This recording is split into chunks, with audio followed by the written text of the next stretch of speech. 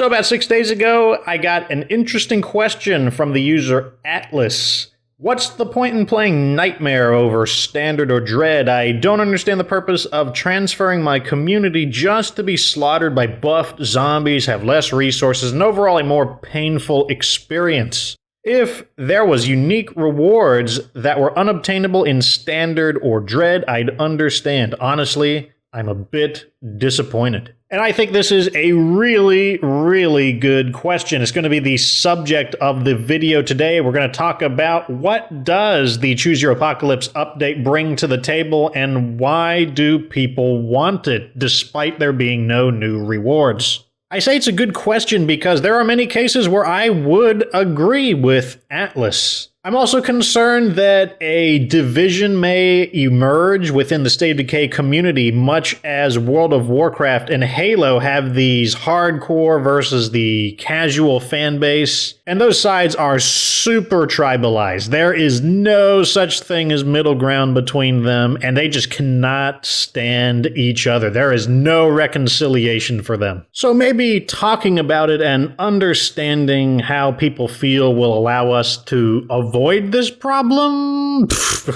Who am I kidding? We can't stop human nature. This is going to happen either way. It's going to be a hardcore versus casual, us versus them. Like, oh, what are you not hardcore enough to play on Nightmare? Oh, you suck. That's going to happen no matter what. It is not my objective in this video to convince people to like Dread Zone or Nightmare Zone. It's not my objective to convince people to not like Dread Zone and Nightmare Zone. It's really just we're going to talk about why people like certain things in games, and it's up to you to figure out what the meaning of this video is. In addition to that, you deal with the community however you see fit. I'm not going to tell you how to react to various people if they get on your case about something, if they even do. Maybe the community will be just fine. So, the first question, and this one is a little more objective than the second question, and it is, what does Choose Your Own Apocalypse bring to the table? How does the game benefit from the update? So the issue here is that I've seen numerous contents where people are basically saying that Choose Your Own Apocalypse isn't really content because it's not adding new physical features such as guns, cars, a new map, etc. Therefore, it isn't really content. It should basically be a patch 7.0. Does it really deserve to be its own named update? And really, the good news here is that while that's true, the patch doesn't really add anything physically new. Even the Blood Plague Juggernauts, they're a import from the Daybreak DLC. It still gives everyone, whether you're for or against the Apocalypse update, what you want, and that is content. That sounds strange, though, because I just said it doesn't actually add physical new content. But what it's going to do instead is revitalize the old content that is heavily underutilized. Let me give you some examples. Stealth. I didn't give stealth a very good rating in my review of the wit's skills. I didn't say that stealth was useless, but what I said is that it's kind of overkill. The game doesn't really call for the usage of stealth because there are other ways to be silent and be faster than stealth. What the Apocalypse update is going to do is make stealth shine quite a bit, and let me bring up an item that we're going to combine together, and that would be the C4, a fairly advanced item that for the most part you don't need to use because it's very overkill. No, you could choose stealth and find a plague heart and use your stealth ability to get through the door, unlocking it silently, not having to ram it open. You could get over there and plant the C4 quietly, get out of the building like you're some kind of special forces guy, and then blow it up.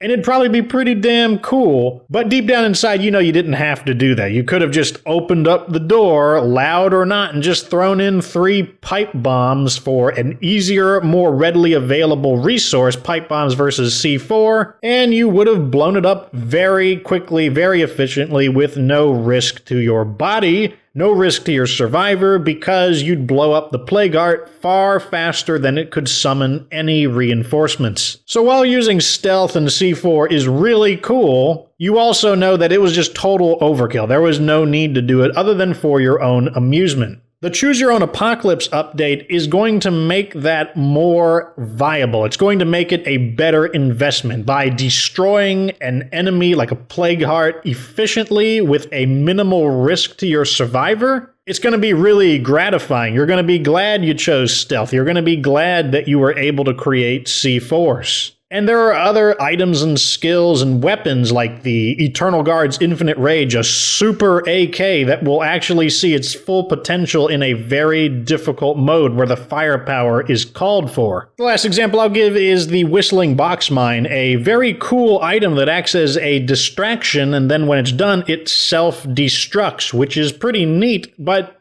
not really needed. Sure, you can use it, but you're never going to feel like it was necessary. Like it was just a really crucial item that really gets the job done, at least until the game's difficulty is high enough that such an item will really shine. So while the Apocalypse update doesn't literally add new content, it is, in a sense, adding content by making the items that we don't really use suddenly a lot more useful. It breathes life into underutilized features. Another advantage it has is that, well, it's going to affect all of the future releases for the base game. So any other cool items or gizmos that they give us, if they are overkill in the standard difficulty, they might be super useful in Nightmare mode. When they add the Return to Trumbull County map, being able to play it on multiple difficulties, like who knows what kind of cool facilities that the bases will have, they could be more or less useful depending on what difficulty you're playing on. So the Choose Your Own Apocalypse update is useful now by breathing life into underutilized items, but also into the future it will continue to do just this. So that is the more quantifiable value of the patch. Let's get into the less quantifiable side, the psychological side. Why do people want this update so bad? Let's go back to Atlas's question. Why are people wanting to go into the Nightmare Zone, into the Dread Zone, to get their communities slaughtered by super powerful zombies and get no new rewards? And to understand this, we are going to look at three separate issues that are very much a gestalt, which means that they have value on their own, but their true value comes from when they are combined together and we see the relationship between the three. The subjects are the two major types of rewards that players are motivated to pursue in State of Decay 2. The second subject is the difference between means and ends and how it relates to the first question, the two major types of rewards players are pursuing. And lastly, we will look at a psychological concept known as the self-determination theory, which is said to explain all human motivations, why we do the things that we do, and therefore why we would enjoy and pursue this harder difficulty for no apparent reward. All right, so let's start with the two major types of rewards that players are going to be chasing, because this is really what's going to divide the community into two groups, and it also brings Atlas's question really into the focus. And it also goes to what I said earlier. I agree with him in many instances. So the two major rewards that players are going to pursue in State of Decay 2 are loot-based rewards and gameplay-based rewards. Loot-based rewards are what Atlas is talking about. Basically the idea that, you want to make a maxed out community, and that's what you're playing the game for. You're trying to get all the items, you're trying to unlock all the best perks, you're trying to optimize your community, and that is the primary reason why you're playing the game. As a result, you are motivated by power-ups, by items and whatnot, and if the game gets harder and it's not offering that thing that you are playing the game for, why would you ever do it? And for the examples that I would agree with would be something like Diablo 3 or Warframe. Those are games where the whole point of it is to play at the highest difficulty that is still really easy. In Warframe, if let's just throw out some arbitrary numbers, if you can play at difficulty 5 out of 10 or 3 out of 10 and the rewards are the same in 3 out of 10, then everyone is going to do 3 out of 10 instead of 5. Now, if 7 out of 10 gave better rewards than 5 out of 10, sure, you'll get people who will go for 7, but overall, people are going to look for the lowest difficulty that still gives them what they want. And Diablo 3 is exactly the same. The objective is to increase the difficulty in Diablo, because it's got something crazy like 15 or 16 different difficulty levels. And the goal is to increase it to a level where you still just completely stomp and wreck everything, just disintegrate all of the enemies. If you're putting Diablo 3 up to a difficulty level where you're not just immediately disintegrating the enemies on contact, then it's considered inefficient gameplay. So those are games where, yeah, I would absolutely agree that you would want to play only at an increased difficulty if you're getting better loot, better itemization, better optimization. Now, to explain the other side of this, where the gameplay is the reward, we need to actually blend it into the second subject, means and ends. To understand the difference between means and ends, a mean is an objective that leads to an end. Money is a really good example. A lot of people want to be rich, but the accumulation of money is not your end goal. You want money to do other things. You wouldn't collect a whole bunch of money and then be like, oh, well, I guess my life objective is over. No, you want the money to facilitate other things in life. Maybe you want a really nice car. Maybe you want a really nice house. Maybe you want to travel around the world. Maybe you want to get into some kind of activism that requires money to fund. The point is that money is not the end objective. Money is the means, the tool to accomplish what you really want. And this is really useful for understanding why people see the game so differently. The first person who is loot motivated, that is his end. The gameplay is a means to the end. So playing State of Decay, all of the different mechanics that occur, the need to stock up your supplies, fight zombies, etc., that is the means by which you obtain your loot, your ends. When you have obtained all the loot, you have satisfied your hunger for optimization, well, you're basically done with the game. And therefore, you want more content. The flip side of this are the people who see the gameplay itself as the ends, and the loot is actually the means. The way this works is people enjoy the mechanics of the game, the setting up of your community, the fantasy of surviving in the zombie apocalypse, and the more difficult the game is, the more gratifying these mechanics are. When you have your community just firing on all pistons, you strategically set up all these different trade skills to have this awesome community. And what's going to make this feel even better, what's going to give you even more gratification, is if the game is harder, because then you can see all of your awesome strategies and mechanics firing off on all four pistons, and you can feel more and more like this badass Rambo surviving in the harshest conditions kind of guy. It feeds into your desire of the zombie apocalypse fantasy and how badass your community would be if it actually happened. So from this player's perspective, if he gets an awesome item like the Infinite Guard's Eternal Rage, it's very useful and he's happy to get it, but he sees it as a means to an end. This is a tool to help me enjoy the mechanics of the game. And that's why he gets dissatisfied when he feels the game is too easy, because it breaks the experience. It makes your efforts feel less valuable because you're basically Ultra Instinct Shaggy. You only need to use like 1% of your true power to survive. It's not giving you the dire, desperate, apocalyptic zombie experience that you have in your head, where you've got to make these dire, difficult decisions. And only through adaptation, through getting kicked around, through loss and failure and continuing on, can you master the difficult environment. That is the feeling of gratification that people feel when the end of the game is the mechanics. And it's also why this kind of player, they may not be as excited for new guns, new vehicles, maybe even a new map. They're not going to be opposed to it, most likely. They will welcome it, but it won't mean as much to this kind of player if the game isn't hard enough to make them really scratch their head and say, what would be an awesome use of this to really make a big impact on a high difficulty setting?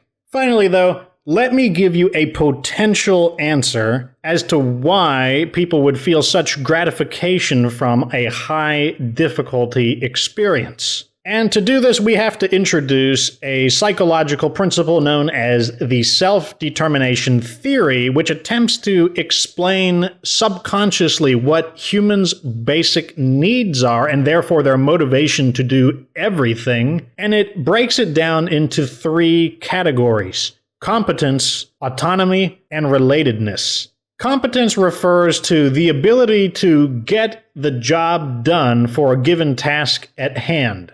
It doesn't mean that you're the god-tier, expert, elite level at doing the job. It just means that you can reliably get it done. And that is a human need that really makes us feel good. We want to feel like we can basically get stuff done. Autonomy refers to being able to control what you are doing. It's not having a gun to your head, whether a physical gun and then being coerced into doing something, or perhaps an indirect gun, a financial gun, perhaps debt, forcing you to maybe work a job you don't want to do, because if you don't, the financial gun will shoot and dire consequences will result of it. Our subconscious is deeply satisfied when we are able to do things the way we want, and in a non-linear game like State of Decay, where all the choices are basically up to you, you can start to see where this comes into play. Lastly, you have relatedness, which is the desire to encounter other people who have similar experiences as you, and therefore creating a sort of communal bond. This is why there is a risk of an us versus them issue in State of Decay, and it's also why I don't think it can be prevented. Now, this should really describe why a player wants to play on the higher difficulties very well. If you think about competence, especially in a game that's really going out of its way to say, oh my god, this is a really dark world, and if you die, you're just permanently dead. You just have to accept it. It's challenging your competence at the game, and once you get the hang of the base difficulty, and certainly once you master the base difficulty, well, the logical answer for a player who really is invested in the gameplay mechanics is to move to the next difficulty. This created dissatisfaction when there was no additional difficulty to move to.